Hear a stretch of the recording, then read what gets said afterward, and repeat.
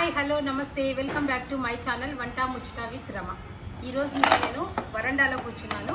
ఎందుకంటే గోదావరి జిల్లా వాళ్ళందరికీ సంక్రాంతి అంటే అరిసెలు గుర్తొస్తాయి, కానీ మన రాయలసీమ వాళ్ళకి మాత్రం సంక్రాంతి అంటే చాలు ఓలిగలు చేసుకునే తీరాలా. కనుమ రోజు మనము మటన్ కానీ చికెన్ కానీ చేసుకొని పూరీలు అలసంద వడలు పలావన్నం చేసుకొని తినాలా. సో నేనైతే సంక్రాంతి కోసం 2 కేజీల ఓలిగలు చేస్తున్నాను. 2 కేజీల ఓలిగలు తయారు చేయడానికి ప్రాసెస్ ఉంటుంది. ఆ ప్రాసెస్ ఏంటో చూద్దాం రండి. ఓలిగల కోసం నేనైతే కందిపప్పే తీసుకుంటాను. ఇది 2 కేజెస్ కందిపప్పు. ఈ 2 కేజెస్ కందిపప్పు కోసం నేను చిరోటి రవ్వ 1.5 కిలో, మా సైడ్ ఓలిగ రవ్వ అని కూడా అంటారు, దానికి తోడుగా మైదా పిండి, అలానే ఆర్గానిక్ బెల్లము, బ్లాక్ కలర్ ఉంటుంది. నేనైతే వైట్ కలర్ది వాడను.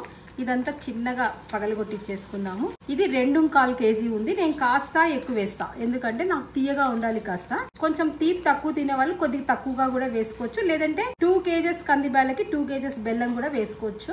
కామన్ గా అందరు అలానే వేస్తారు. మాకు తీపి కావాలి కనుక కాస్త ఎక్కువ వేస్తాను. దీనికి ఇలాచి, రిఫైండ్ ఆయిల్. ప్రాసెస్ లోకి వెళ్దామా. ఈ కందిపప్పుని మంచిగా చెరిగేసేసి మా హెల్పర్ ఇలా పెట్టేసింది. ఇప్పుడు వీటిని ఒక 5-6 సార్లు వాటర్ లో కడిగేసుకుందాం. ఇట్లా ఇంకా కొలాయి కింద ఒక 5-6 సార్లు కడిగి తీసుకొని వస్తాను. వాష్ చేసుకొని వచ్చినాము. ఎసరు పెట్టేసుకున్నాను.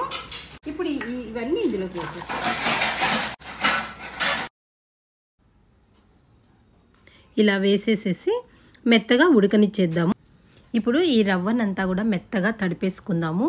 ఈ రవ్వ ఎలా తడుపుకోవాలంటే చపాతీ పిండి కన్నా లూజ్గా తడుపుకోవాలి.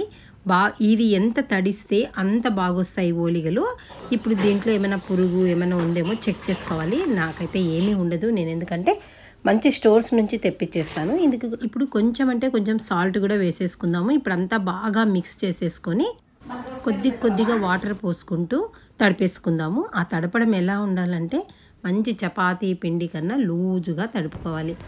ఓలిగలకి ఎప్పుడు ఫ్రెష్గా ఆయిల్ ప్యాకెట్ ఓపెన్ చేసే పోసుకోండి, ఎందుకంటే వాడిందైతే అంత బాగా ఉండే ఓలిగలు టేస్ట్ మారిపోతుంది. ఎందుకు వాటిలో ఏదైనా మిక్స్ అయి ఉండొచ్చు. ఇలా మంచిగా తడిపేసుకున్న తర్వాత ఆయిల్ ఈ తడిపిన రవ్వ మీద పోసి బాగా మసాజ్ చేయాలి.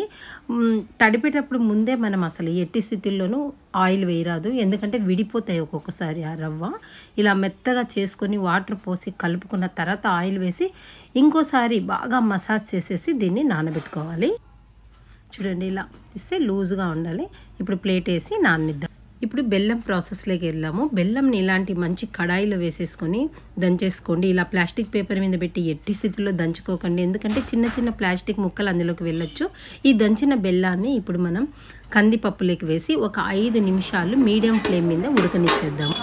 చూసారా, ఇప్పుడు ఒక్కసారి తీసి ఇంకొకసారి బాగా కలిపేసుకుందాము. కలిపి మూత పెట్టేద్దాము. ఇక ఇలాచీలు అయితే కేజీకి ఒక 7-8 అయినా వేసుకోవచ్చు.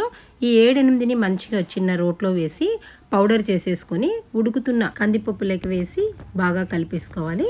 ఇలా వాటరీగా అయిందని చెప్పి ఏం భయపడే పని లేదు, ఎందుకంటే ఇది చక్కగా పూర్ణం మిక్సీకి వేసినప్పుడు సరిపోతుంది. ఇప్పుడైతే నేను స్టవ్ కట్టేసి ఓ చిన్న క్యారియర్లోకి వేసేసుకొని, నేను ఈరోజు మిల్క్ పంపించాలనుకున్నాను. ఇంట్లో మిక్సీలో చేయడం ఇష్టం లేదు, సో నేను వెళ్తున్నాను. చూసారా, నా మనవరాలు కూడా నా వెంట గ్రైండర్కి వేయించుకోవడానికి వస్తుంది.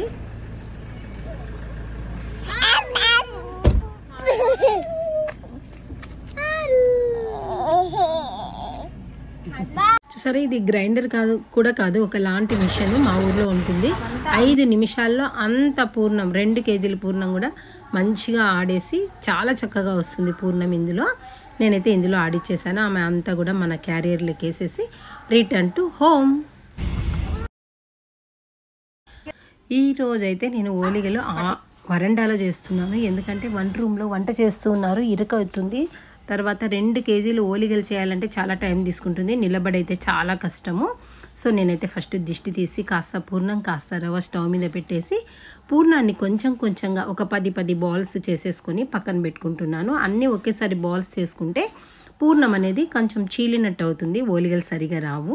సో నేను ఒక 10 బాల్స్ చేసుకున్నాను. ఇప్పుడు ఈ పూర్ణాన్ని మూసి పెట్టేసేస్తున్నాను. తర్వాత ఇంకా మనం ఈ ప్రాసెస్ ఎట్లంటే ఈ రవ్వని పూర్ణం బాల్లో సగం తీసుకోవాలి. తీసేసుకొని ఆయిల్లో ముంచుకొని రవ్వని ఇలా ఓలిగ పేపర్ ఉంటుంది కదా, ఓలిగ పేపర్ మీద పెట్టేసేసి ఆ రవ్వతో అంతా కవర్ చేసేయాలి పూర్ణాన్ని. మిగిలిగా వచ్చిన ఆ పైన రవ్వని కూడా తీసి పక్కకేయాలి. అప్పుడే ఓలిగలు చాలా బాగా వస్తాయి. లావుగా పిండి పిండిగా రావు, అంటే రవ్వ ఎక్కువ ఉన్నట్టు రావు, చక్కగా చపాతీలాగా వస్తాయి. ఇప్పుడు నేను గసాల్లో అలా ముంచేసుకొని, ఎప్పుడైనా కూడా మనం పైన ప్లాస్టిక్ పేపర్ వేసి చేత్తో వెడల్పుగా చేసుకోవచ్చు అనుకోవచ్చు, కానీ ఎప్పుడు మీరు చేత్తో వెడల్పుగా చేసుకోవద్దండి. కొద్దిసేపటి వరకు చేసుకొని తర్వాత చపాతీ కర్రతోనే చేయండి, ఎందుకంటే చాలా బాగా వస్తాయి. చేత్తో చేస్తే అక్కడక్కడ లావుగా ఉంటుంది. ఇప్పుడు హీట్ ఎక్కిన పెనం మీద ఆయిల్ వేసేసి ఈ బటర్ పేపర్ని అట్లా వేసేసి తీసేస్తాము. ఓలిగ దాని మీద పడిపోతుంది. మీకు ఒక విషయం చెప్పలేదు, నేను ఆల్రెడీ 10 ఓలిగలు చేసేసాను.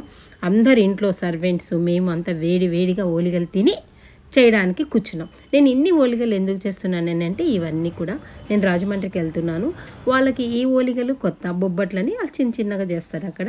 సో నేను ఎప్పుడు రాజమండ్రి వెళ్ళినా కూడా ఈ ఓలిగలు తీసుకెళ్తాను. ఇప్పుడు నేను పెనం మీద ఓలిగ వేశాను కదా, దాని మీద ఇంకాస్త ఆయిల్ వేసేసి నేను ఈ ఓలిగ అయ్యే లోపల ఇంకొక ఓలిగని అక్కడ ఆయిల్ వేసుకొని చక్కగా గసాలు అద్దేసుకొని పూర్ణం పెట్టి నేను తయారు చేసుకుంటాను. సో నేను ఇలా తయారు చేస్తూ ఉంటేనే ఇక్కడ ఈ ఓలిగ ఒక సైడు మంచిగా ఫ్రై అయింది. తిప్పేశాను, చూసారా పూరిలాగా ఎంత చక్కగా పొంగిందో. ఇప్పుడు నేను ఈ ఓలిగ చూడండి, దీనికన్నా ముందు చేసిన ఓలిగ, దీన్ని ఇలా ఒక ప్లేట్లో పెట్టేస్తామంటే చల్లగా అవుతుంది. ఆ తర్వాత ఇంకొక దాని మీద పెట్టేస్తాం, అప్పుడు ఒకదానికొకటి అటాచ్ కావు. వేడి మీదనే మనం ఒకదాని మీద ఒకటి వేస్తాం అనుకోండి, అటాచ్ అయిపోతాయి. ఇప్పుడు ఇలా ఈ ఓలిగ తయారైపోయింది. నేను ఇప్పుడు రెండో ఓలిగ ప్రాసెస్లోకి వెళ్తాను. మరి హీట్ ఎక్కిన ఆ ప్యాన్ మీద ఆయిల్ వేసేసి నేను చేసుకున్న ఈ ఓలిగని వేసి నేను తర్వాత కాల్ చేసుకుంటాను. ఇదే ప్రాసెస్లో నేను ఓలిగలన్నీ చేసేసిన తర్వాత మిమ్మల్ని కలుస్తాను. ఇంకా నేను చేయడం స్టాప్ చేసేసి లోపలికి వెళ్ళి నేను ఈ ఓలిగలన్నీ కూడా ప్యాకింగ్ చేస్తాను. రాజమండ్రికి వెళ్తున్నాను నేను. చూడండి, ఇవి దగ్గరగా 40-50 ఓలిగలు అయినాయి. సో నేను ప్యాకింగ్ ఎలా చేస్తానో చూడండి. న్యూస్ పేపర్ని 2 లేయర్స్తో పరిచి, ఇలాంటివి ప్లాస్టిక్ పేపర్స్ దొరుకుతాయి మనకి. ప్లాస్టిక్ పేపర్స్ వేయడం వల్ల ఒకదానికొకటి అతుక్కోవు. వేసే ముందు ఓలిగలు బాగా చల్లగా కావాలనే పాయింట్ మాత్రం గుర్తుపెట్టుకోండి. ఆ తర్వాత ఇలాగా 2 వేసేసి దాని మీద ప్లాస్టిక్ పేపర్ వేసి ఇలా 10 ఒక్కొక్క కవర్లో చేసేస్తాను. 4 ప్యాక్లు అయితే నేను చేసేసుకున్నాను. మిగిలిన 2-3 ఉంటే మేము ట్రైన్లో తినడానికి పెట్టేసుకున్నాము. నేను ఆల్ ప్యాకింగ్తో రెడీ అయిపోయాను. ట్రైన్ టైం కూడా అయిపోతుంది. ఈ ప్రాసెస్ అంతా మీకు నచ్చితే ఓ లైక్ చేయండి. Advance happy Sankranti to all. అమ్మ చేతి వంట నోరు ఊరెనంట.